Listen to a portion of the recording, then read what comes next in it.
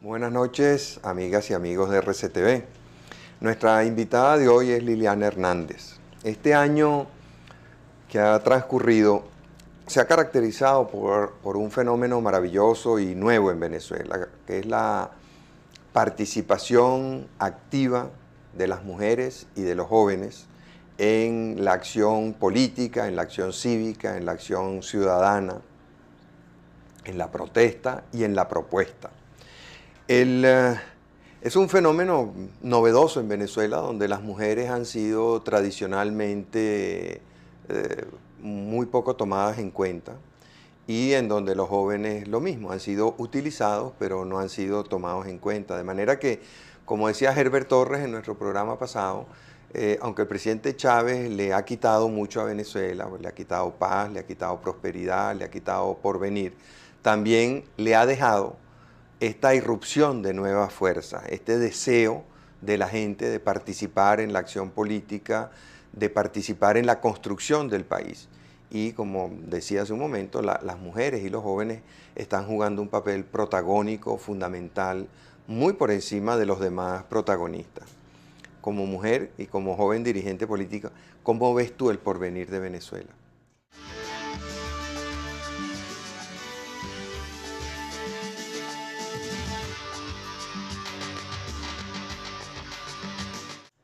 Mira, yo siento que, vamos a partir de lo que dice Herbert, que es un buen punto, ¿no? Chávez nos ha dejado muchísimas cosas malas, ha deteriorado mucho el país, digamos que ha secuestrado un poco el futuro de la gente joven, de los venezolanos, ha roto como la expectativa, la esperanza, ese poder desarrollarte y que tenga sentido estudiar, capacitarte, porque te va a dar una mejor calidad de vida, te vas a desarrollar como ser humano integralmente. Eso Chávez definitivamente lo ha troncado en lo que es el desarrollo de los jóvenes, pero ha generado una reacción de la sociedad. Y si algo hay que reconocerle primero que nada a Chávez es que él logró que la sociedad venezolana se movilizara. Nosotros no estábamos acostumbrados a eso. Aquí había como una resignación, algo automático. Yo elijo un presidente, elijo un gobernador, o fundamentalmente el presidente, que en un país presidencialista es la clave de todo, ¿no? Y el presidente al año y medio, 2 años no daba resultados. Y uno decía, bueno, ya lo que le queda es la mitad del gobierno. Vamos a esperar las elecciones, uno sale de, nos equivocamos otra vez. Y volvía nuevamente a votar, pero era eso, votar, no elegir. O sea, la gente no evaluaba a quién llevaba la presidencia de la República. Votaba por la sonrisa, votaba por las manos, votaba porque el hombre caminaba o saltaba, o porque inspiraba cambio de autoridad, como fue Chávez, era un militar, que era como que la fuerza de un gobierno que viniese a poner orden, y al mismo tiempo todo el discurso de cambio y anticorrupción que tenía Chávez, que impactó bastante al pueblo.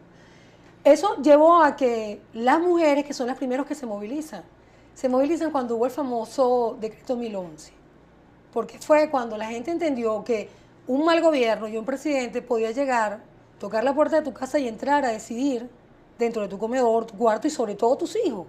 Antes los gobiernos uno decía, bueno, de la puerta de mi casa hacia afuera que pase lo que sea, hacia adentro es mi mundo y yo lo protejo.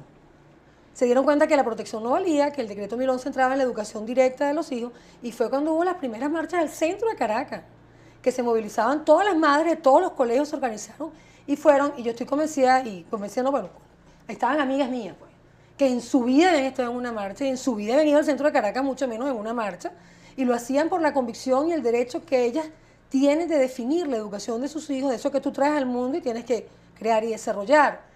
Esa movilización llevó a que los jóvenes se incorporaran, y era lógico, porque así como la madre defiende el futuro de su hijo, porque por eso lo trae al mundo, y digo la madre, madre y padre, ¿no? Solo que en Venezuela hubo la acción fundamentalmente en las primeras marchas de las mujeres, y luego se incorporan los jóvenes ya en la defensa de su futuro. Digamos que el 1011 fue la alerta, y los sucesos que vinieron después ¿Y fueron por qué como se consolidando sienten la las imagen. mujeres y los jóvenes tan amenazados por el presidente Chávez?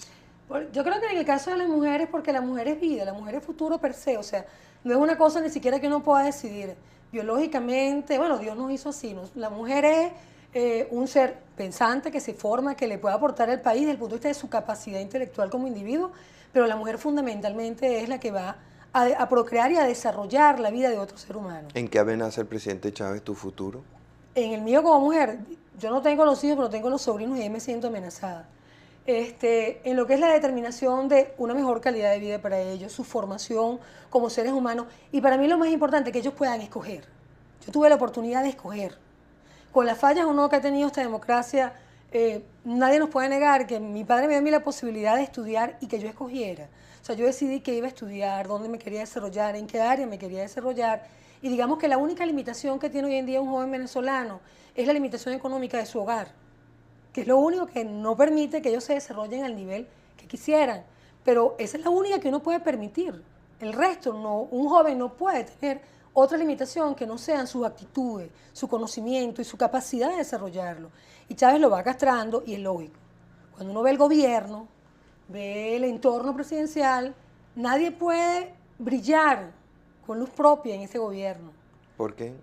Porque el presidente de la República tiene una limitación de conocimiento de Estado, porque nadie le va a negar que es un gran comunicador, yo no se lo niego, que inventa toda una fábula, pero es la comunicación de la mentira, pero no la comunicación del conocimiento, del desarrollo, de lo que sería futuro, proyecto, algo que la gente lo estimule a desarrollarse. Y Chávez, todo aquello que brilla ha sido eliminado del gobierno, porque es ¿Tú estás de acuerdo con eso que dijo el doctor Uslar Pietri, que Chávez era un ignorante delirante? Sí, totalmente. El problema es que el delirio lo estamos pagando los venezolanos, porque así como cuando la ignorancia es atrevida, mientras no afecte a nadie, no hay problema. En este caso, un ignorante, la atrevida la vivo yo normalmente, la vivimos todos los venezolanos a diario, ¿no? Cuando hay que tener contacto con el gobierno. Pero un ignorante delirante es algo que va afectando la estabilidad no solo emocional de cada venezolano, sino que ha afectado mucho la estabilidad social de los venezolanos. Ahora, fíjate, a pesar de esa ignorancia que tú le atribuyes al presidente Chávez, o que el doctor Uslar le atribuye al presidente Chávez, nunca Venezuela había tenido más ingresos que los que tuvo durante estos 4 años pasados, más de 100.000 millones de dólares. Bueno, es la mejor demostración de la ignorancia delirante. Cuando ¿Por qué? uno oye al presidente, mira, quien lleve la secuencia de Chávez, yo a veces digo echando broma en la asamblea que yo soy ugóloga. O sea, yo me he dedicado a oír a Chávez desde que él, a los 3 meses que él llegó, un cubano me dijo que tenía que oírlo y aprendí la lección. Y cuando uno va con la secuencia de Chávez del primer proyecto o el primer programa especial que anunció Chávez en el año 2000 no, en el año 99, Chávez anuncia el primer programa especial y me acuerdo que la inversión era algo así como 370 millardos de bolívares.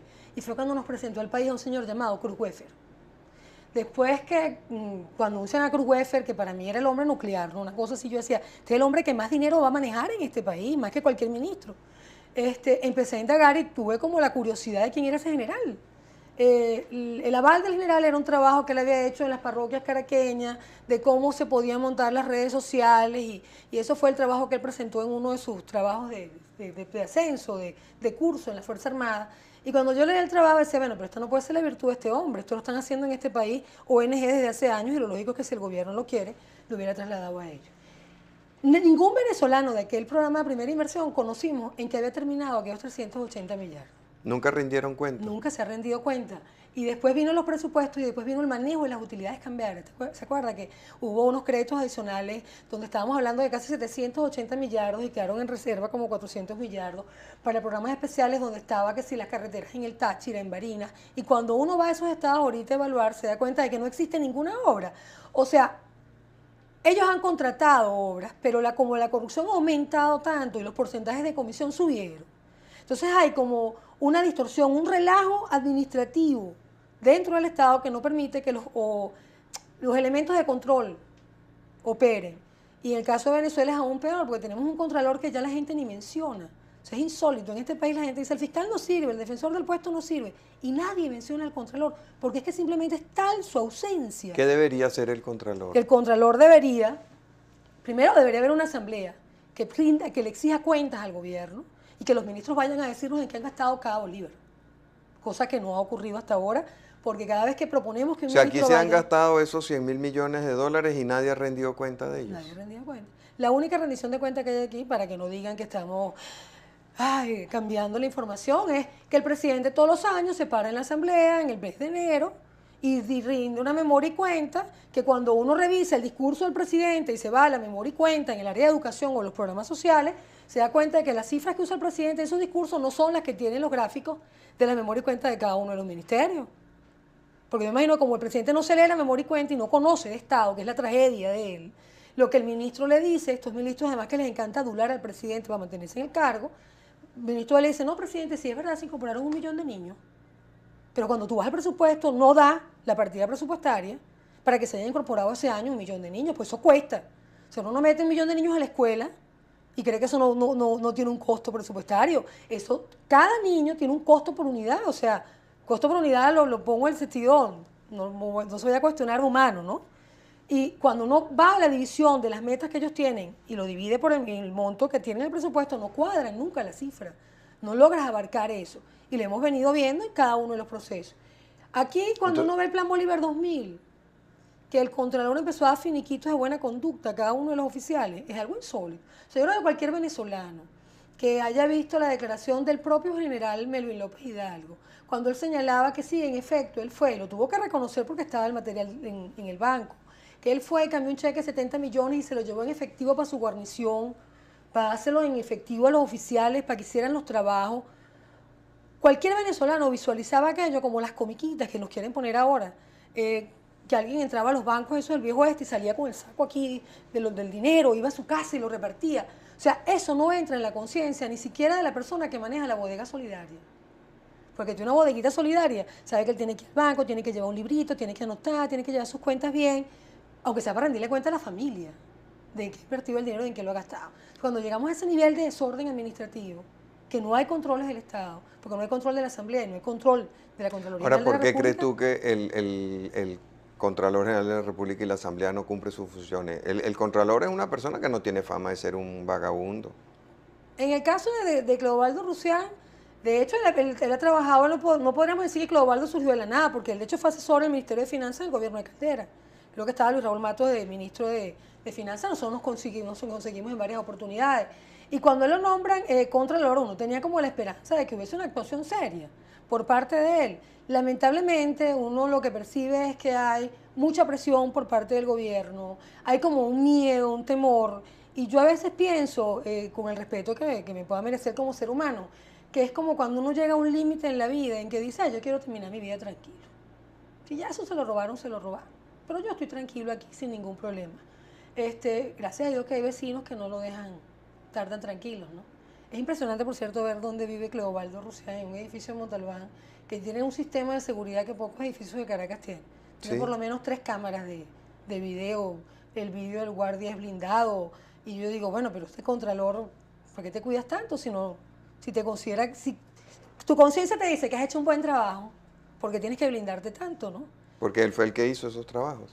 No, bueno, la Junta de Condominio, pero eso no son edificios que, o sea, recordemos que Montalbán es una zona de clase media donde la gente hace un gran esfuerzo. Para haber montado todo ese sistema tiene que haber habido una gran colaboración de él y por lo que me han dicho los vecinos, fundamentalmente se hizo por la presencia de él en el edificio, aunque yo he estado en Pero algunos... si nadie lo conoce, No, la gente no lo conoce como Contralor, pero Clodovaldo Rusián, el vecino, la gente sabe que vive ahí. Yo he estado en Montalbán y los vecinos me han llevado al edificio y una vez en unas cacerolas que se pasa por esa calle obligado, no es que uno lo busque, se pasa. A mí me llamó la atención que los vecinos del mismo edificio, del Vive, nos señalaban, es aquí, es aquí, es aquí, toquen, toquen. Y yo creo que es un poco el rechazo de la gente, no al vecino, al ser humano, sino a la conducta pasiva que ha tenido él como Contralor del Estado, que no ha actuado, no ha habido una sola acción esa de la conducta Contraloría. pasiva de él le ha ocasionado algún daño a Venezuela. Mucho, porque cuando uno ve lo que ocurrió con el FIEN, que se perdieron más de 3 millardos de dólares en este país, y no hay ninguna respuesta, cuando uno habla de un ¿Tú plan... puedes explicar eso? Porque que se pierdan 3.000 millones de dólares. Ok. El propio presidente de la República, uno dice se pierde porque eso se lo cogió alguien. Vamos a estar claros, no, que no vaya a creer la gente que es que, ay, desaparecieron de caja. Cuando usted le desaparece de la caja de su comercio o se desaparece la gaveta de uno en la casa, una plata, no fue que vino un duende. Uno sabe que alguien se la robó y se la llevó, ¿no? Pero en 3.000 millones de es dólares es como mucho, mucho, ¿no? mucho. En el caso del FIEN, el presidente de la República reconoció que él había utilizado ese dinero para un destino distinto. Eso se llama malversación de fondos, delito por el cual Carlos Andrés Pérez fue juzgado y tuvo que dejar la presidencia de la República. Lo reconoció el presidente y lo reconoció el ministro y dijo que ellos lo estaban haciendo porque tenían que pagar los sueldos y salarios de diciembre del año 2001 y que por eso se vieron obligados a utilizar Y ese no dinero. tenían una partida para A esos eso sueldos. vamos. Esa partida, es verdad, nunca el presupuesto tiene la partida exacta porque hay el aumento salarial en el año y aunque debería haber la previsión presupuestaria, sobre todo cuando hay altos ingresos petroleros, de tener un 10% en esa partida mínimo para poder cubrir el aumento salarial, normalmente la OCPRE no lo ha hecho y en este gobierno donde el presupuesto no se analiza, menos. Entonces eso llega a la asamblea y uno hace los cuestionamientos y al final como ellos tienen los votos, se aprueba y punto. En esa oportunidad, el presidente cuando anunció eso, la partida sí necesitaba, estaba deficitaria. Pero el mismo presidente había pedido unos créditos adicionales que se habían financiado con utilidades cambiarias. Y el crédito adicional era por más de 1 billón, era creo que 1.3 billones de bolívares. Estamos hablando en ese momento no de $1 a 1.600 o 2.500 en el mercado negro, ¿no? Estamos hablando del año 2002. Y si uno ve, más o menos se aproxima a la cifra de lo que se perdió, se agarraron, se robaron del FIEM o malversaron en el FIEM. Entonces, cuando el presidente anunció al país en su programa a los presidentes que lo que había hecho era utilizar ese dinero para pagar los aguinaldos, inmediatamente le sacamos... Los aguinaldos de los maestros son 3.000 millones de dólares. No, él no decía los maestros, sino de todos los empleados públicos. No, primero que no es eso. El crédito que se aprobó fue de 1 billón de bolívares para todos los empleados públicos. 1.200.000, creo que era exactamente 200 algo. Y era financiado con utilidades cambiarias, no con el FIEM. O sea, cuando nosotros sacamos el crédito es para decirle, es mentira que usted pagó eso con el FIEM, porque eso se pagó con las utilidades cambiarias. Entonces, ¿qué pagó él con lo que se llevó del FIEM? Bueno, la tragedia de la Asamblea es que eso se llevó a la Comisión de Contraloría, lo revisamos en Finanzas, pero lamentablemente se impuso la guarnición civil que uno llama. O sea, la Asamblea no es una asamblea, no es un poder del Estado, porque un poder del Estado se respeta, lleva a los ministros, les exige que rindan cuenta, hasta si tuvieran un poquito de dignidad como partido político ellos, y uno que estaba en partidos y estaba en partidos que han sido gobierno. A mí me encantaba que llegara un ministro del gobierno y poder sentarlo como partido. Era como el momento en que uno decía, bueno, ahora sí estamos de tú a tú, porque siempre el gobierno es como un estadio superior, algo que está ahí, lejano, hasta los mismos partidos. Lo insólito de este gobierno es que los diputados no quieren llevar a los ministros y sentarlos, es como pánico. ¿Porque les da pena o les tienen Bueno, miedo? primero porque me imagino que no entienden lo que los ministros explican. O sea, la limitación de la asamblea la gente la ve, no estoy destruyendo la asamblea ni descalificándola, la gente lo ha visto. Lo otro es que hay una sumisión absoluta y lo que uno llama la guarnición civil, o sea, la asamblea no es un poder, es una guarnición civil del presidente de la República, donde él da las instrucciones y a Chávez no le gusta que sus ministros vayan a la asamblea, punto. O sea, él no ve que los ministros estén obligados a rendir ¿Porque no les cuentas. gusta que brillen con luz propia? Bueno, en parte que no le gusta que brillen, porque yo por lo menos creo que Acosta Carlet está angustiado después del domingo, ¿no? Porque lo estaban aplaudiendo cuando se desarrollaba el presidente y Chávez preguntaba que qué aplausos eran esos. Cuando vio que era Acosta Carlet no hizo ningún comentario, pero el rostro del presidente, quienes vimos el programa, era muy, muy elocuente para lo que le puede ocurrir ahora a este señor. Pero en el caso de los ministros, yo no creo que sea un problema de brillar o no brillar. Es que mi gobierno no rinde cuenta, porque la conducta de Chávez no es democrática. O sea, Chávez utilizó la Constitución del 61, utilizó los principios democráticos de este país, nos utilizó a todos nosotros, así no hayamos votado por él, pero igual nos utilizó a todos, para llegar al poder. Y después utilizó la democracia para hacer la constituyente y después para imponer y empezar a imponer su esquema. Pero una vez que logró secuestrar a las instituciones, tener el Tribunal Supremo, el Contralor, el Fiscal, el Defensor del Puesto, tener el Tribunal Supremo de Justicia de una u otra forma, uno nunca sabe si el tribunal va a decidir de acuerdo con la norma o va a decidir de acuerdo al antojo del presidente. Decidió que él no tiene por qué rendirle cuentas a nadie. Si nosotros, ¿por qué un ministro va a ir a la Asamblea a rendirle cuentas a unos diputados que él llevó, que son sus empleados? Y ese es el problema cuando un presidente siente que los demás poderes están subordinados a él, dependen de él. El fiscal es su empleado porque era su vicepresidente. Entonces se perdieron 3.000 millones de dólares y todavía no se sabe quién se los llevó. Bueno, mira, nosotros la mayoría de los diputados del bloque de autonomía parlamentaria introdujimos una denuncia a la fiscalía. Se la entregamos a la vicefiscal porque el fiscal en ese momento estaba muy ocupado, no nos podía atender por eso. 3.000 millones de dólares no son importantes. No eran importantes y nos envió la vicefiscal. De hecho, ese día estaban unos círculos estos del terror afuera. No digo bolivarianos porque yo creo que hay círculos bolivarianos que operan y otra cosa son estos círculos de la violencia. Y estuvimos ahí, le entregamos todos los papeles, hemos ido a ver qué está ocurriendo con la investigación y lamentablemente no ha pasado nada. ¿Cuál es el problema? En el pasado, un parlamentario podía introducir la acusación en un tribunal. Lamentablemente la acción penal en este momento la tiene solo el fiscal general de la República y eso es una gran limitación. Entonces no podemos actuar. El mismo Omar Mesa, que hoy es diputado y es el hombre que pondera el tribunal y el CNE y todo lo demás, fue un hombre que pudo introducir una acusación contra un presidente de la República en ejercicio de su cargo. Y eso, no digamos que fue lo determinante porque no fue la de él, pero se sumó a todo un proceso de denuncias que venía. Hoy en día los venezolanos hemos involucionado. Solo el fiscal lo puede hacer, tenemos que ir a él y lamentablemente el fiscal que tenemos es verdad, es un empleado de Chávez, porque era su vicepresidente, es su amigo. Cuando uno nombra un vicepresidente tiene que haber mucha empatía, mucha identificación, no sé, no lo nombra al que viene pasando por la calle. Pero debe haber ocurrido algún cambio, porque el 4 de febrero del 92, él fue de las personas que más criticó el golpe de Estado. Yo conozco mucha gente que criticó el 4 de febrero el golpe de Estado. El problema es que en este país ha habido siempre como, con el respeto que me merecen todos, pero ha habido como un grupito de esa izquierda intelectual venezolana que era muy, muy buena en los artículos, escribía todo contra todos los abusos, contra el golpe de Estado, porque tenían una convicción democrática. Pero un día se cumplió el sueño y llegamos al poder, a hacer la revolución. No hicieron la revolución, pero se quedaron con el poder. Y yo creo que en el caso del fiscal es eso. El poder que tiene el fiscal general de la República ahorita y su conducta, para mí no es otra cosa sino comodidad.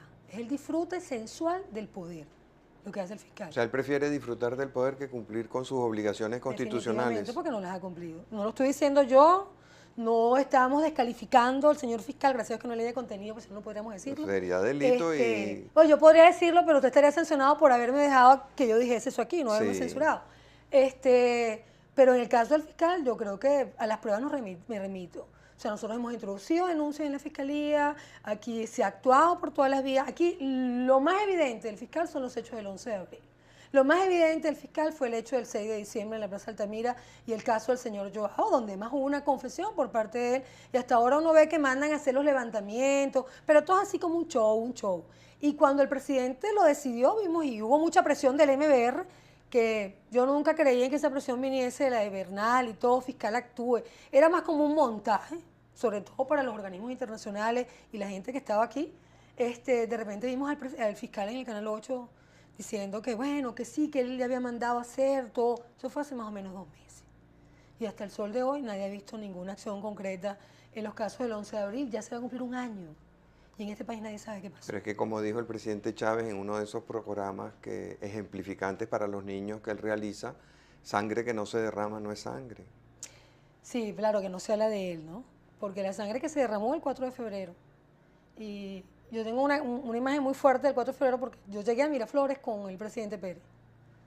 Y cuando nosotros entramos a Miraflores con las 4:30, 5 de la mañana y habíamos un grupo de Acción Democrática, yo estaba en AD, a mí me impresionó mucho, primero la tanqueta, segundo, antes de llegar a la puerta de la tanqueta, el montón de armas, de rifles, de eso que ellos usan, de los FAL, que estaban todos tirados en el piso, unos soldados tirados, por supuesto con las manos atrás, habían unos heridos, y cuando logramos pasar, que íbamos al despacho del presidente, había un pozo de sangre impresionante, balas en todas partes, y era lo que uno decía, bueno, ¿qué fue lo que pasó aquí? O sea, y heridos, y habían unos muertos. Yo no me acerqué a donde estaban las personas que habían muerto porque ya era como mucho el impacto para uno de lo que se estaba viviendo y había como mucha adrenalina esa madrugada en todos nosotros, ¿no?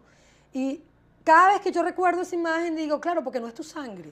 Chávez quiso lavarse las manos.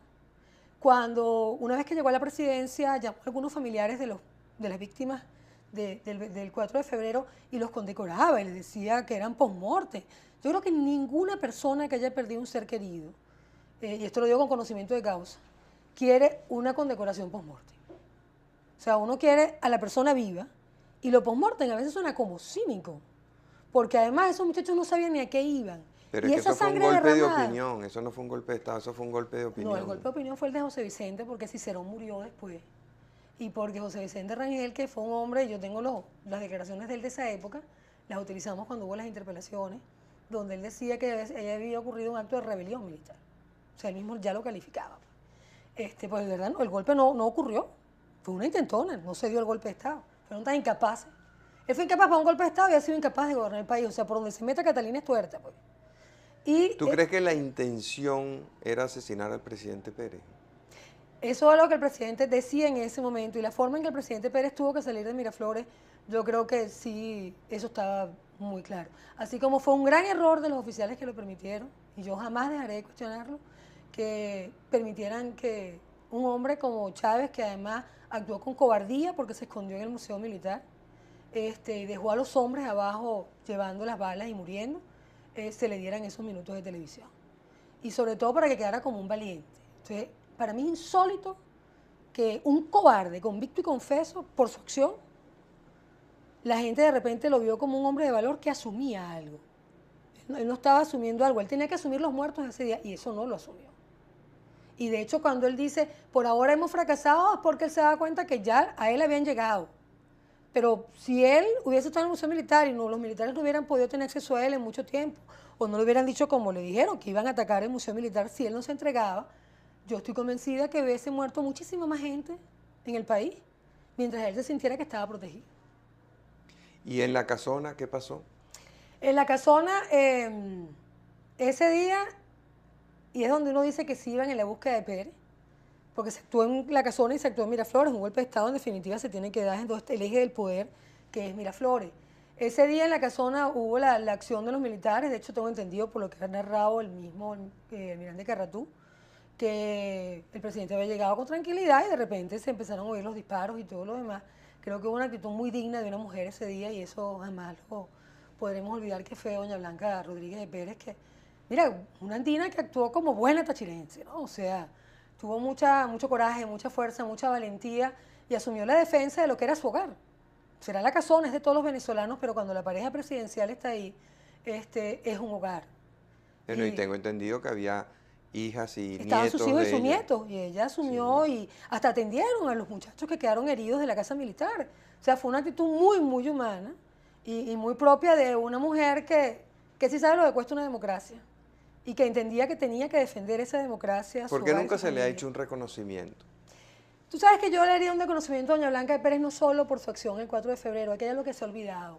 En Venezuela hay dos mujeres que empezaron el único programa social importante que ha habido en este país, bien evaluado por todos los organismos internacionales, que fue Menca de Leoni, que inició apenas el programa de los hogares y multihogares. No era multihogares, era como los hogares donde podían dejar a los niños. Sí. Y con Menca fue muy, muy incipiente el programa. Cuando llega Carlos Andrés al gobierno, Blanca Pérez inicia el programa.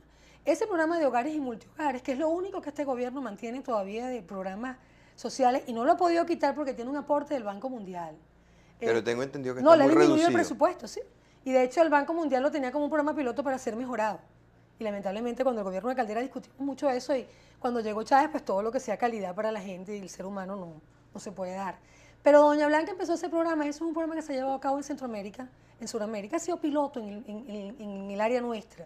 Y nunca nadie le ha hecho un reconocimiento serio a doña Blanca de esa gran cadena que ella inició, que todas las primeras damas lo han seguido, pero que la gran promotora, la gran fortaleza de ese programa fue realmente doña Blanca Rodríguez de Pérez, además de su labor en Bandecir. O sea, ella no es una mujer que se ha quedado inactiva, y así como doña Blanca, igual le hago el reconocimiento a doña Alicia. Es una mujer que solamente con la obra del Museo de los Niños, que este gobierno quiere acabar, porque no le quiere dar el aporte, a eso no le dan el aporte, que es lo que a uno le duele. Pero a otras cosas sí, eso es desarrollo para un niño. ¿A qué cosas sí se las dan? Bueno, uno ve que aquí de repente el presidente de la República, claro, engañan a los pobres, ¿no? Uno ve el caso de los fondos zamoranos, cómo alguien se agarró ese dinero. Digo, otras cosas le dan aporte, no llega a su destino, donde los pobres señores les dieron unos títulos y ahora no les dan el dinero y los tienen pasando hambre y abandonados allá en el Táchira. Aquí de repente... Pero si el presidente se coge 3.000 millones de dólares, como tú nos has dicho, ¿por qué los de abajo no se van a coger también lo que puedan? Claro, pues que además así se paga la complicidad y el silencio. Y así, ¿tú crees que hay mucha complicidad? Sí, mucha complicidad, mucha. Hay como además que es normal, yo creo menos que, bueno, no es normal en este gobierno, ¿no? Después de lo que ocurrió a partir del año pasado, que ha habido toda la movilización social y que el gobierno perdió su piso popular, eso sí no lo discuto, no creo que nadie lo puede discutir. O sea, uno lo ve, ya no tienen convocatoria, las turbas que tienen son las mismas, las mueven de un lado a otro, los mismos empleados, ¿no? Pero no hay pasión de pueblo y Chávez era un hombre que despertaba pasiones en este país. Eso se acabó. Y se acabó porque el pueblo se ha dado cuenta de que ellos no se han visto beneficiados con nada, solamente aquellos que estén directamente vinculados al gobierno. Pero cuando uno ve la conducta de ellos con esta caída, es como que, bueno, antes que esto se vaya, vamos a resolverlo. A mí me impresiona por lo menos, hemos hablado solo del caso del FIEN, pero hay otros casos como la venta de bonos que se hizo el año pasado de los 198 millardos de bolívares. Bueno, ese sí fue el guiso del año. Es el primero, después vino el canje. Y ahora está el otro guiso que nadie Bueno, parece que los acaban de recomprar. Ahorita, porque es que el gobierno no tiene cómo pagar y ha tenido que sentarse con la banca en este momento a ver cómo hace, porque no tiene liquidez la tesorería, para que los banqueros, bueno, se queden con sus bonos un tiempo más porque no hay liquidez, aparentemente. Ahora, ¿por qué la asamblea o la oposición dentro de la asamblea no cumple con su función de supervisar las actuaciones del Poder Ejecutivo y denuncia eso? Mira, Porque ahí tenemos una cantidad de funcionarios muy importante que están robando descaradamente, abiertamente, a un país que además en este momento está en una situación muy difícil.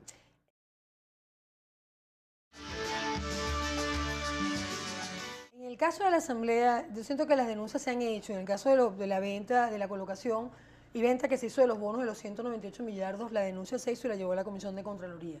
En el caso del canje de bono, ellos mandaron fue unos papeles, ¿no? Y el perfil de la deuda, no voy a todavía es Nóbrega, porque vamos a cambiar el perfil de la deuda. Yo decía, bueno, además que es contradictorio, porque todavía Nóbrega fue uno de los hombres que más cuestionó la operación famosa aquella de los bonos Brady cuando Caldera, y cuando uno ve esta operación es más costosa para la República que aquella. Pero en aquella él no participaba y en esta sí. En esta sí participó directamente. A mí me impresionaba, además, uno siempre comenta eso. Pero además de eso, cuando hace esta nueva operación que ya aprobaron en la Asamblea, porque vamos a hacer una pausita aquí. Aquí hubo un problema, que supuestamente todas las operaciones de endeudamiento de la República, siempre fue así hasta el año 91, hasta el año 2000, tenían que ser aprobadas por la Comisión de Finanzas de la Asamblea Nacional. En el año 2000, cuando ellos crean la nueva ley de administración financiera, ellos eliminan ese artículo. Entonces las operaciones de deuda eran informadas, mas no tenían que ser aprobadas las condiciones financieras por la Asamblea Nacional. El hecho de que la Asamblea aprobara las condiciones financieras que normalmente vienen con aval del Banco Central, y yo sí reconozco que en el pasado, cuando estuvo Tarre en la presidencia de Finanzas, cuando estaba Aide Castillo, Carmelo Lebré, todos ellos, muchas operaciones nosotros logramos que bajaran los niveles de interés, y sobre todo la Comisión de Compromiso, que es donde más negocio hay en ese tipo de operaciones. Ellos no les interesó que eso volviera a pasar por la Asamblea. Entonces lo hacía directamente el Ministerio de Finanzas e informaba cuando quería, ¿no? Eso llevó a que nosotros perdiéramos el control durante casi año y medio, casi 2 años, de todas las operaciones de crédito público. Se introdujo en el tribunal, la Asamblea Nacional, los parlamentarios introdujimos en el tribunal un recurso pidiendo que tenía que ser anular los artículos que prohibían o impedían que eso fuese a la Asamblea, porque la Constitución establece que esos son contratos y es deuda de la República, tiene juro que ir a la Asamblea Nacional. Logramos que por fin el Tribunal Supremo se pronunciara y de hace octubre para acá, nuevamente las operaciones están volviendo a la Asamblea Nacional con las condiciones financieras, pero la opinión nuestra no es vinculante, solo que tenemos 15 días, en 15 días no las damos, se entiende el silencio administrativo o parlamentario como afirmativo, perdón. Y lamentablemente eso... Ahora, el tribunal también dictaminó que el control de cambio debía ser aprobado por la Asamblea y sin embargo lo pasaron y no ha pasado nada. O sea, hace ya 3 semanas no hay $1 en el mercado. Hay un recurso que se está preparando.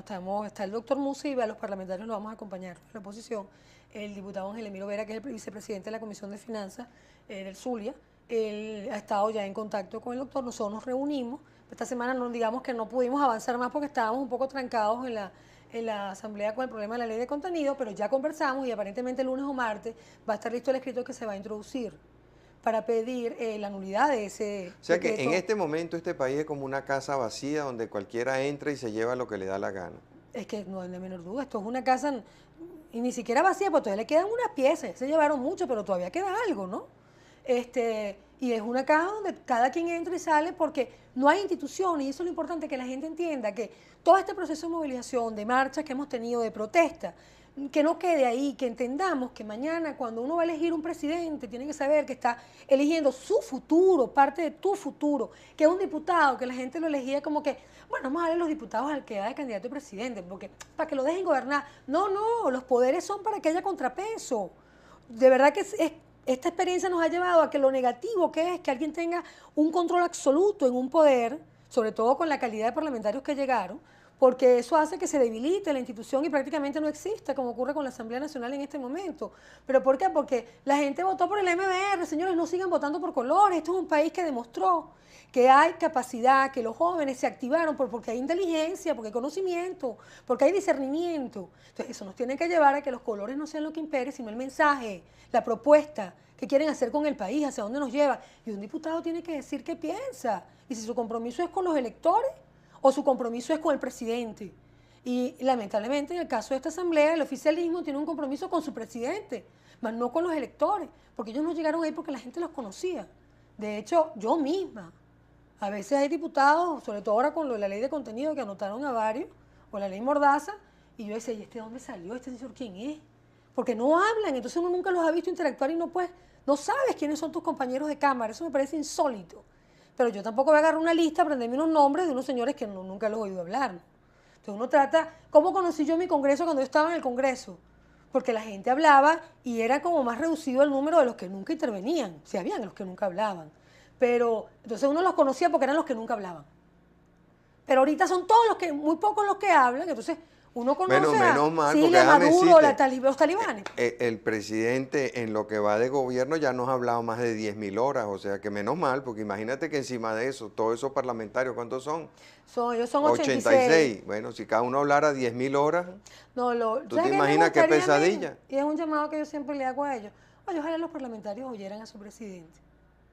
¿Tú crees que no lo oyen? Segura, se lo apuesto y lo puedo demostrar. ¿Por qué? Porque yo en muchas sesiones he utilizado cosas del presidente y ha habido reclamos de la bancada. Y cuando yo le digo, bueno, pero vea a Hugo Rafael, no lo digo en forma irrespetuosa, porque además ellos me reclaman mucho a mí que yo lo llamo Hugo Rafael y de verdad no es irrespeto, ni es intimidad con él. Solamente que en vista de que yo no digo nada que al presidente le agrade, entonces trato por lo menos de llamar la atención con algo que a él sí le gusta. Y yo lo vi en un presidente cuando él dijo, a mí me encanta que me digan Hugo Rafael, ojalá todos me llamaran así. Yo sé que es mentira.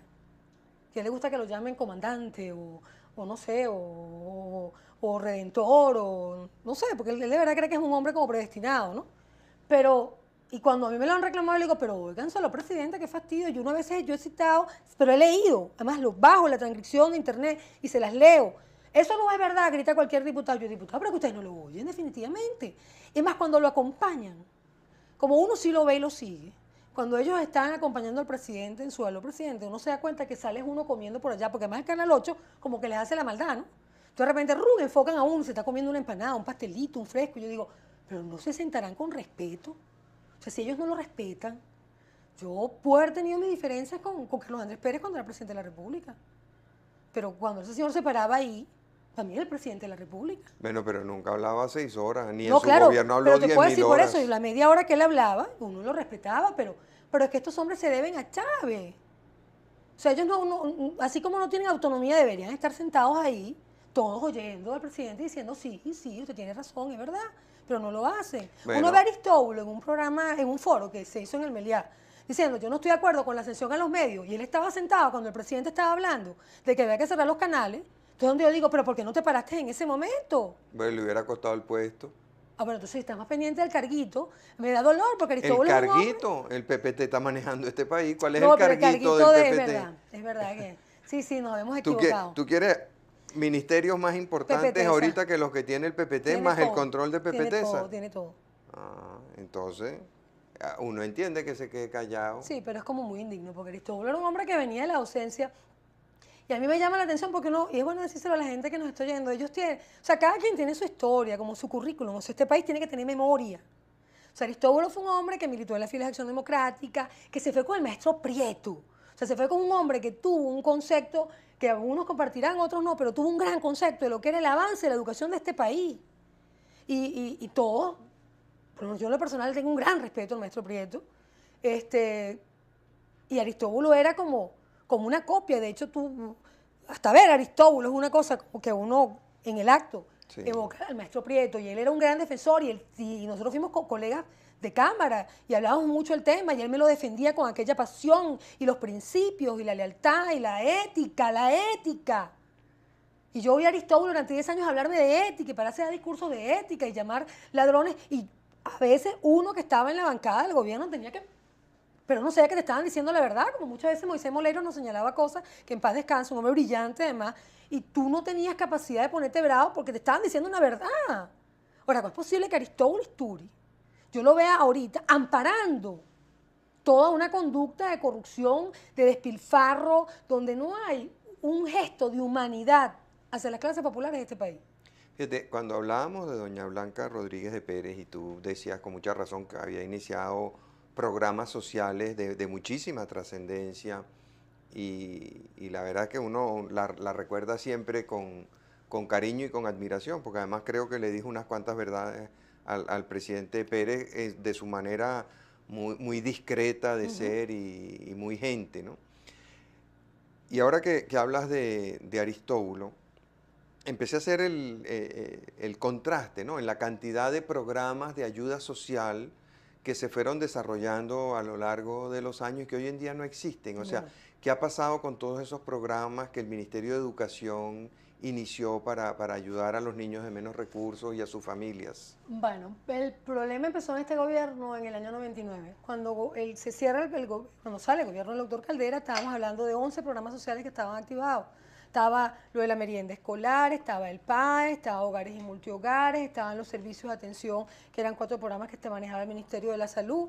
Y más o menos todos venían con su deficiencia presupuestaria, pero todos venían operando. Le insisto, el que más operaba y el que tenía mejor récord era el programa de hogares y multihogares. Cuando llega en el 99 al gobierno, ellos inventan el Fondo Único Social, la primera ley habilitante que se le dio a Chávez en el año 99. Yo creo que eso tuvo una gran discusión en la Asamblea.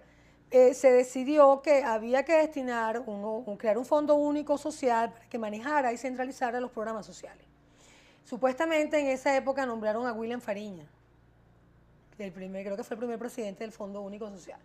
En ese momento la discusión era que por qué no poníamos en la ley habilitante que se autorizábamos la creación del fondo, pero que un 20% de los recursos tenían que ser manejados, un 30% directamente con alcaldías y gobernaciones. Es una forma de que la red se establezca, la descentralización ayuda a que el dinero baje y de verdad los planes puedan tener objetivos y puedan ser evaluados. En ese momento ellos no quisieron, todo quedó en manos del Fondo Único Social. ¿Qué pasó con los programas sociales en el año 99 y en el 2000 fundamentalmente? Que como eso estaba todo resignado al Fondo Único Social, se armó el lío de quién maneja la torta. Porque todos los programas pasaban al Fondo Único Social y William Fariña se convertía en el rey de los programas sociales, donde estamos hablando de uniformes escolares que para la época eran 40.000 millones de bolívares. ¿Qué pasó con eso? En la discusión de quién se queda con el programa, el Fondo Único terminó siendo un organismo que gerenciaba proyectos, pero no administraba. O sea, ellos tenían lo que era la planificación, la evaluación, pero el Ministerio de Educación, en esa época no estaba Aristóbulo, creo que estaba el ministro Navarro. Por supuesto que el Ministerio de Educación dijo, ¿qué? ¿Me vas a quitar lo único que es plata libre de este ministerio? O sea, lo que útiles escolares, uniformes escolares, el programa de alimentación, de la merienda escolar y además el programa de alimentación escolar. O sea, esos son ONG, la arepa escolar, que es Mamá Arepa, es uno de los programas que también existía. Eso es un programa que se maneja con ayuda y quién lo evalúa, quién dice cuántas arepas llegaron o no llegaron, si aquí nunca el ministerio se ha encargado de incorporar las comunidades educativas para que tienen que ser las verdaderas garantes de esos programas, de que de verdad se ejecuten y el dinero llegue a su destino. Y entonces ni administraba educación ni lo hizo el Fondo Único Social. Entonces, el año 99, el año 2000, aquí no hubo compra de útiles y uniformes escolares porque no hubo acuerdo. O sea, en el quién se queda con el guiso, no hubo acuerdo para poder hacer las licitaciones y hacer las adjudicaciones. En el año 2001 inventaron con un proyecto, creo que fue de Hidalgo en Bolívar, cuando aquella cuestión de la rehabilitación textil, que Chávez fue a Maracay y iban a hacer un gran programa porque íbamos a ser un país que iba a exportar ropa a todas partes del mundo y tal. Agarraron ese dinero, supuestamente ya, te estoy diciendo de 2 años donde no hubo ejecución del presupuesto. En el año 2001 ellos empezaron con el problema de que lo iban a hacer en Aragua, que las madres iban a darles el dinero. Total, que hicieron reuniones en los estados de ellos, nada más por supuesto, con los gobernadores, pero hasta donde yo tengo la información de la industria textil no se llegó a nada. Entonces, ¿qué ha paralizado los programas sociales? Me duele mucho decirlo porque no quiero ofender a los que dirigen los programas, pero señores, pero es que ustedes no tienen otra explicación. Es quién se queda con la comisión y quién se queda con los reales. Porque al final el Fondo Único Social sigue existiendo, pero al final ninguno de ellos es responsable, que es parte de lo que hace este gobierno. Este gobierno diluye. El Plan Bolívar diluye responsabilidades. Esto del Fondo Único Social, pero Sanidad se queda con su programa. Pero eso no era responsabilidad de los militares, de las Fuerzas Armadas. ¿Cuál? El Plan Bolívar. Yo creo que la responsabilidad de los militares es la seguridad y la defensa de la nación fundamentalmente. Me encanta que se integren con la sociedad, pero es que ellos están integrados. Aquí nunca ha habido una desintegración de militares y de civiles. A menos que a mí me digan que es que los militares se casan con militares, sus hijos son militares, su papá y su mamá son militares y ellos nunca han tenido contacto con el mundo civil. Ellos están en su cuartel, pero afuera son unos civiles más. Uno los veía en el cine, en la fiesta, en las corridas de toros, en los matrimonios, y llegaban a todas partes y nadie tenía nada contra ellos. Bueno, a menos que llegaran con unos carros, unos escoltas, porque siempre ha habido uno que le gusta como que tener algo más que los demás. Pero del resto uno convivía perfecto con los militares. Más bien, todos estos planes lo que han hecho es separar a la Fuerza Armada del mundo, de ese afecto que había, ese respeto del mundo civil. Se fue como, no sé, como perdiendo, descomponiendo un poco. ¿Tú? Porque todo lo que ocurrió con el Plan Bolívar 2000, todos los señalamientos de corrupción que ha habido, y esto lo digo porque yo le tengo mucho afecto a la Fuerza Armada, yo tengo un hermano en la Guardia Nacional y murió siendo Guardia Nacional, Yo adoro la Fuerza Armada, nunca lo he negado. No soy de las que creen que hay que eliminarlas. Creo que tienen que cumplir su papel. Su papel es en la frontera, su papel es mi seguridad, su papel no es ni pollos, ni gallinas, ni mercado, ni estar construyendo casas. Hubo experiencias de oficiales jóvenes que, bueno, no conozco a raíz de mi hermano, y ellos me decían que, claro, los primeros 15 días que tú llegabas a una población, porque eso empezó así, mandaban al mayor, al teniente, al subteniente tal, a que fuera a Pariaguán, o a que fuera a Valle de la Pascua, a Espino, etc. Entonces llegaba el muchacho. Los primeros 15 días era una fiesta patronal para el oficial. El primer mes todavía, porque en lo que él llegaba el viernes o el jueves, pues había un sancocho en el pueblo, la gente lo recibía con cariño, como somos los venezolanos además, con todo el cariño. Todas las pavas del pueblo, ¡ay, llegó el oficial! Y él feliz, pero al mes, que ya él no tenía sus fines de semana libres, por supuesto que le empezó a pegar la realización del Plan Bolívar. Entonces al mes, cuando ya tú no sales, y te está llegando un dinero líquido que nadie supervisa, pues comienzas a arreglar algunos problemas. O sea, puede haber un oficial con mucha ética, pero ellos tienen problemas y cuando tú ves que tus superiores están actuando igual, llega el momento que dices, bueno, ¿y quién me va a reclamar a mí nada aquí? Si no hay patrones morales de conducta, sobre todo en una institución que funciona de acuerdo es como muy, o sea, depende mucho de esa pirámide, de esa jerarquía, en función de eso la gente va actuando. Y lamentablemente, lo del Plan Bolívar, yo hasta ahora no he visto cuál fue el buen resultado, porque pintar una plaza, arreglar un parque, mejorar unas instalaciones deportivas, eso lo tiene que hacer en la comunidad. Si esta revolución quería ser tal, esos recursos tenían que ir directamente a las juntas parroquiales o directamente a las comunidades para que las comunidades ahorraran costos o a través de la misma iglesia. A través de la misma iglesia católica se han hecho aquí montones de acciones en muchos estados y municipios. Y se ha hecho porque cuando tú transfieres el recurso a una diócesis, y eso, mi experiencia fue en Guárico cuando yo era diputado de Guárico, en la arquidiócesis de Calabozo nosotros lo hacíamos mucho y yo prefería transferirle recursos a la arquidiócesis directamente y el alcalde estaba de acuerdo porque sabíamos que al obispo le iban a cobrar mucho menos que a nosotros y que él iba a poder llegar al negocio y pedir y facturar menos y las rendiciones de cuentas fueron perfectas. Este gobierno debería dedicarse a buscar las rendiciones de cuentas de la dirección de culto cuando era la que manejaba todo lo que tenía que ver No, la con la iglesia iglesia. es un tumor, te olvidas de eso, la iglesia es un tumor. Ahora quieren convertir las escuelas Dijo de el fe y alegría en presidente. bolivarianas, ¿no? Porque al presidente le gusta es el Cristo, pero no le gusta la iglesia católica. Le molesta. Y ahí está uno de los grandes errores del gobierno. A uno lo que le duele es que este hombre tuvo tanto apoyo, que si Chávez hubiese utilizado algunos instrumentos y hubiera llegado igual a su revolución, de repente nos hubiese llevado vendados y no nos hubiésemos dado cuenta que estábamos llegando a donde él quería llegar al final. Pero si él hubiese utilizado redes como Fe y Alegría, las ONG que han venido trabajando, Invecap y todas esas redes que han venido trabajando siempre en materia social, y por esa vía hubiesen ido esos recursos del Fondo Único Social, primero que los mismos sacerdotes que están en las parroquias y en el trabajo cotidiano hubiesen apoyado cualquier acción hacia el gobierno nacional porque es efectivo y no hubiese tenido ningún problema. Si hubiese utilizado las redes de Fe y Alegría en vez de inventar esas escuelas bolivarianas, que además le pasan cosas tan horribles como el día que se iniciaron las clases en enero, ver al presidente de la República, ay, son las 2:30, 3 de la tarde, muchachos, yo no he almorzado, ustedes seguro ya comieron. Y todos los niñitos diciendo no, y la maestra diciendo sí por el micrófono, los niñitos, no, pero no. Entonces cuando uno ve eso, uno dice, eso en una escuela de Fe y Alegría, jure lo que no pasa a las 3 de la tarde. Porque una escuela de Fe y Alegría, aunque sea la galleta, le consiguen los que están manejando la escuela al niño. Aunque sea la maestra que está en Fe y Alegría, lleva algo. Aunque sea un papelón, le lleva a ese muchacho. Aunque sea un fororo, consigue en el interior. Pero no, usted presidente, no. ¿Qué crees tú que persigue Hugo Chávez con su revolución? El poder, el control absoluto de ese poder y esa obsesión que él tiene de que él va a ser un líder latinoamericano. Bolívar es algo muy importante para Venezuela, pero qué dañino ha sido para Chávez. Porque ese querer copiar, esas mismas consignas que uno oye en todas partes, alerta, alerta, que viene la espada de Bolívar por América Latina, y uno oye aquellas cosas y yo me imagino el fantasma de Bolívar caminando por América Latina, me parece horrible hasta para un niño. O sea, son las cosas que la ley de contenidos debería regular.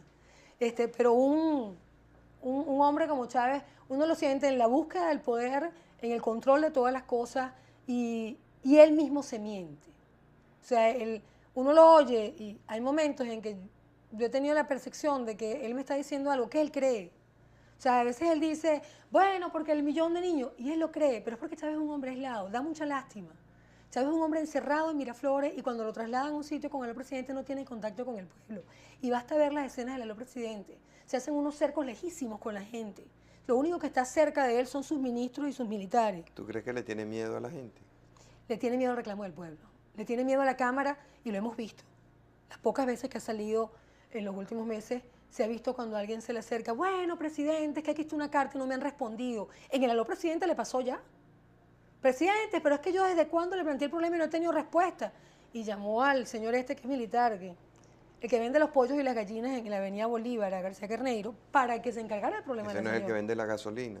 Bueno, es que él tiene todo el negocio completo. Él vende pollo, gallina, harina, pan, gasolina. Y me contaron, una persona que está en Fuerte Tiuna, lamentablemente no se va a decir el nombre para que no lo vayas a sacar de la Fuerza Armada, que el señor ahora le ha dado porque él es político. Pues aquí todo el mundo está como Chávez.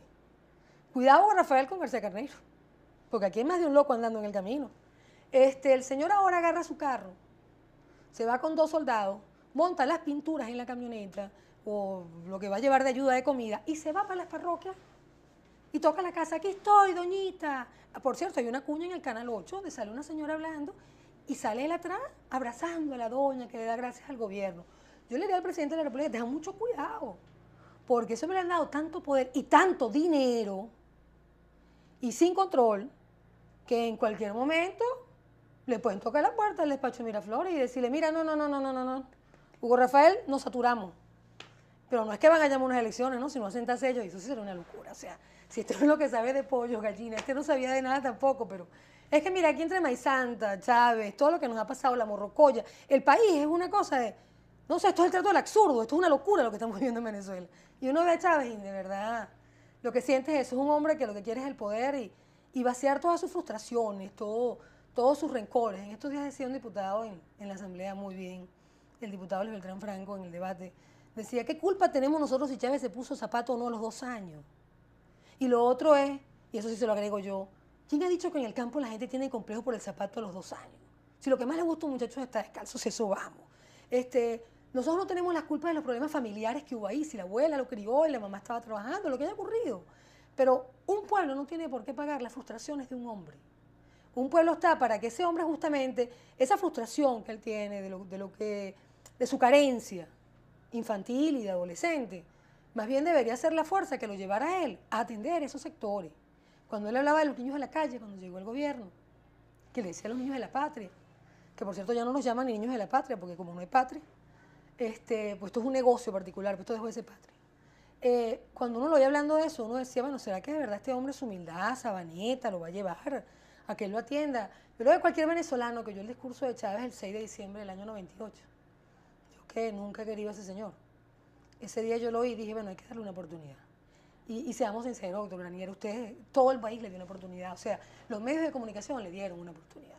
O sea, todo el país le dio la oportunidad al cambio. Y aclaro, no era un problema de Hugo Chávez. Hugo Chávez era el instrumento de un cambio que Venezuela requería. Y todo el país se volcó, 80% de apoyo popular, es una cosa increíble en un presidente de la República y lo mantuvo muchísimo tiempo. Si yo señalaba en la Asamblea el otro día, cuando se dio la primera ley habilitante, yo me acuerdo toda la presión que tuvimos nosotros. Los diputados de Fede Cámaras, con Industria, con Comercio, los medios de comunicación, de que termináramos de darle la ley habilitante, porque estábamos retrasando un proceso de cambio que supuestamente venía en el país.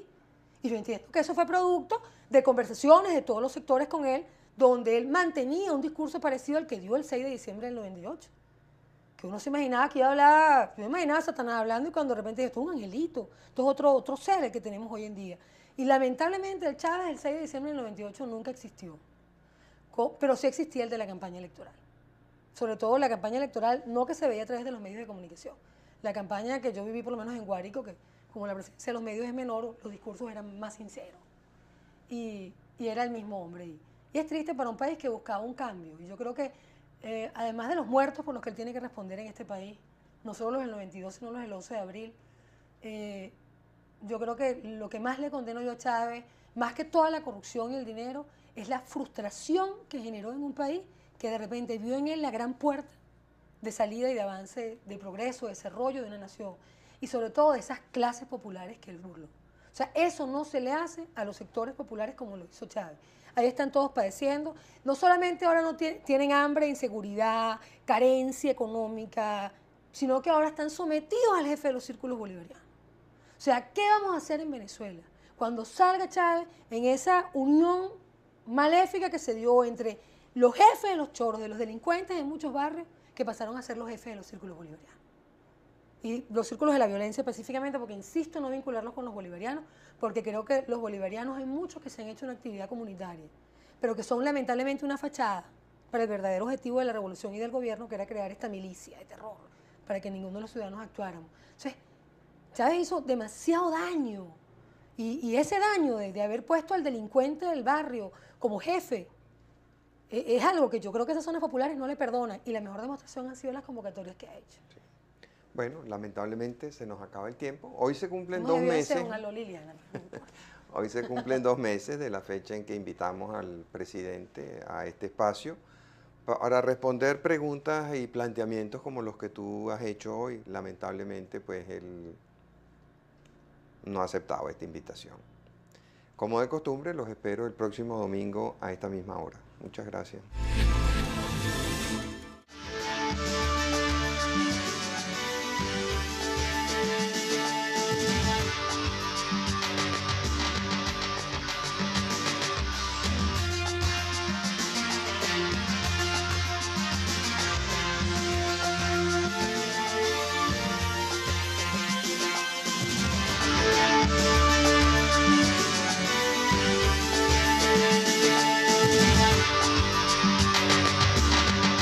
El presidente de la República tiene una limitación de conocimiento de Estado, porque nadie le va a negar que es un gran comunicador, yo no se lo niego, que inventa toda una fábula, pero es la comunicación de la mentira, pero no la comunicación del conocimiento, del desarrollo, de lo que sería futuro, proyecto, algo que la gente lo estimule a desarrollarse.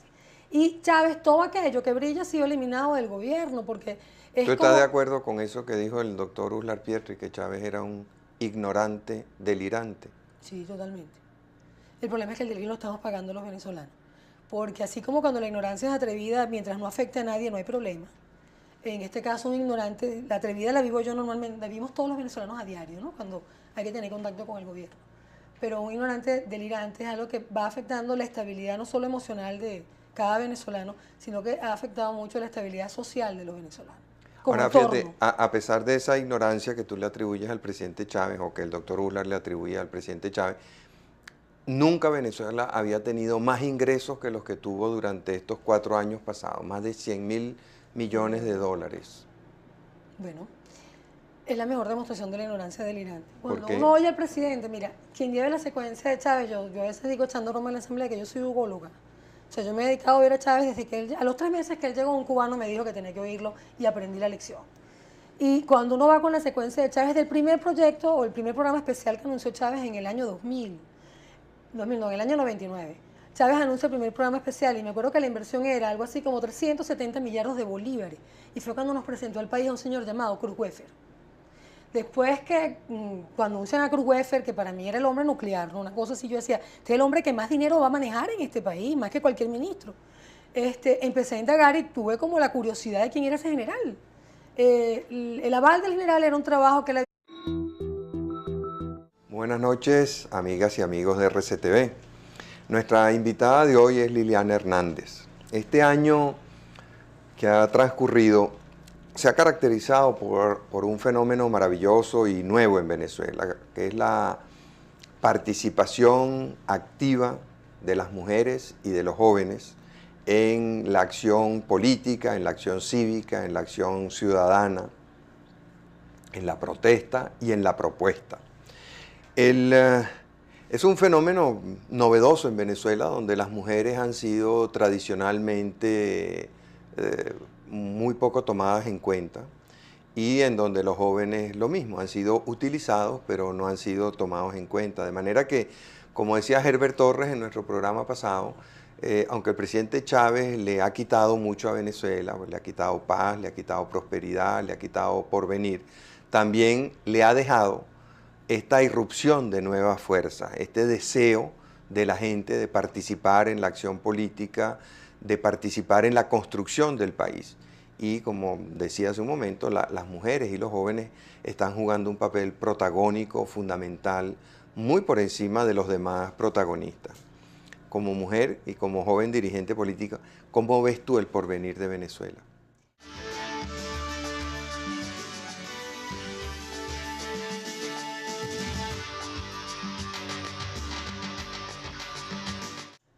Mira, yo siento que, vamos a partir de lo que dice Herbert, que es un buen punto, ¿no? Chávez nos ha dejado muchísimas cosas malas, ha deteriorado mucho el país, digamos que ha secuestrado un poco el futuro de la gente joven, de los venezolanos, ha roto como la expectativa, la esperanza, ese poder desarrollarte y que tenga sentido estudiar, capacitarte, porque te va a dar una mejor calidad de vida, te vas a desarrollar como ser humano integralmente. Eso Chávez definitivamente lo ha troncado en lo que es el desarrollo de los jóvenes, pero ha generado una reacción de la sociedad. Y si algo hay que reconocerle primero que nada a Chávez es que él logró que la sociedad venezolana se movilizara. Nosotros no estábamos acostumbrados a eso.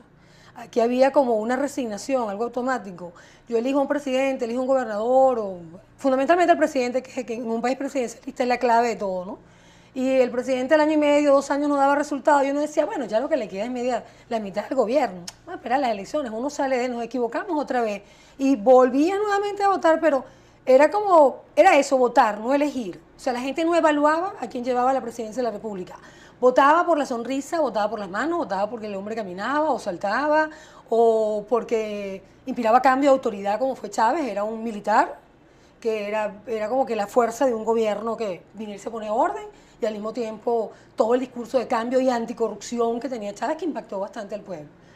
Eso llevó a que las mujeres, que son las primeras que se movilizan cuando hubo el famoso decreto 1011, porque fue cuando la gente entendió que un mal gobierno y un presidente podía llegar, tocar la puerta de tu casa y entrar a decidir dentro de tu comedor, tu cuarto y sobre todo tus hijos. Antes los gobiernos uno decía, bueno, de la puerta de mi casa hacia afuera que pase lo que sea, hacia adentro es mi mundo y yo lo protejo. Se dieron cuenta que la protección no valía, que el decreto 1011 entraba en la educación directa de los hijos, y fue cuando hubo las primeras marchas al centro de Caracas, que se movilizaban todas las madres de todos los colegios, se organizaron y fueron, y yo estoy convencida, no, bueno, estaban amigas mías, pues, que en su vida habían estado en una marcha, y en su vida habían ido al centro de Caracas, mucho menos en una marcha, y lo hacían por la convicción y el derecho que ellas habían hecho en las parroquias caraqueñas, de cómo se podían montar las redes sociales, y eso fue el trabajo que él presentó en uno de sus trabajos de ascenso, de curso en la Fuerza Armada. Y cuando yo leí el trabajo decía, bueno, pero esto no puede ser la virtud de este hombre, esto lo están haciendo en este país ONG desde hace años, y lo lógico es que si el gobierno lo quiere, lo hubiera trasladado a ellos. Ningún venezolano de aquel programa de primera inversión conocimos en que había terminado aquellos 380 millardos. ¿Nunca rindieron cuenta? Nunca se ha rendido cuenta. Y después vino los presupuestos y después vino el manejo de las utilidades cambiarias. ¿Se acuerda que hubo unos créditos adicionales donde estábamos hablando de casi 780 millardos y quedaron en reserva como 400 millardos para programas especiales donde estaba que si las carreteras en el Táchira, en Barinas? Y cuando uno va a esos estados ahorita a evaluar, se da cuenta de que no existe ninguna obra. O sea, ellos han contratado obras, pero como la corrupción ha aumentado tanto y los porcentajes de comisión subieron, entonces hay como una distorsión, un relajo administrativo dentro del Estado que no permite que los elementos de control operen. Y en el caso de Venezuela es aún peor, porque tenemos un contralor que ya la gente ni menciona. O sea, es insólito. En este país la gente dice, el fiscal no sirve, el defensor del puesto no sirve, y nadie menciona al contralor, porque es que simplemente es tal su ausencia. ¿Qué debería hacer el contralor? El contralor primero debería haber una asamblea que le exija cuentas al gobierno, y que los ministros vayan a decirnos en qué han gastado cada bolívar, cosa que no ha ocurrido hasta ahora, porque cada vez que proponemos que un ministro aquí se han gastado esos 100.000 millones de dólares y nadie ha rendido cuenta de ellos. Nadie ha rendido cuenta. La única rendición de cuenta que hay aquí, para que no digan que estamos cambiando la información, es que el presidente todos los años se para en la asamblea en el mes de enero y rinde una memoria y cuenta, que cuando uno revisa el discurso del presidente y se va a la memoria y cuenta en el área de educación o los programas sociales, se da cuenta de que las cifras que usa el presidente tienen de definir la educación de sus hijos, de eso que tú traes al mundo y tienes que crear y desarrollar. Esa movilización llevó a que los jóvenes se incorporaran, y era lógico, porque así como la madre defiende el futuro de su hijo, porque por eso lo trae al mundo, y digo la madre, madre y padre, ¿no? Solo que en Venezuela hubo la acción fundamentalmente en las primeras marchas de las mujeres, y luego se incorporan los jóvenes ya en la defensa de su futuro. Digamos que el 1011 fue la alerta, y los sucesos que vinieron después. ¿Y por qué se sienten las mujeres y los jóvenes tan amenazados por el presidente Chávez? Yo creo que en el caso de las mujeres, porque la mujer es vida, la mujer es futuro per se, o sea, no es una cosa ni siquiera que uno pueda decidir biológicamente. Bueno, Dios nos hizo así, ¿no? La mujer es un ser pensante que se forma, que le puede aportar al país desde el punto de vista de su capacidad intelectual como individuo, pero la mujer fundamentalmente es la que va a procrear y a desarrollar la vida de otro ser humano. ¿En qué amenaza el presidente Chávez tu futuro? En el mío como mujer, yo no tengo los hijos, pero tengo los sobrinos y ahí me siento amenazada. En lo que es la determinación de una mejor calidad de vida para ellos, su formación como seres humanos, y para mí lo más importante, que ellos puedan escoger. Yo tuve la oportunidad de escoger. Con las fallas o no que ha tenido esta democracia, nadie nos puede negar que mi padre me dio a mí la posibilidad de estudiar y que yo escogiera. O sea, yo decidí que iba a estudiar, dónde me quería desarrollar, en qué área me quería desarrollar. Y digamos que la única limitación que tiene hoy en día un joven venezolano es la limitación económica de su hogar, que es lo único que no permite que ellos se desarrollen al nivel que quisieran. Pero esa es la única que uno puede permitir.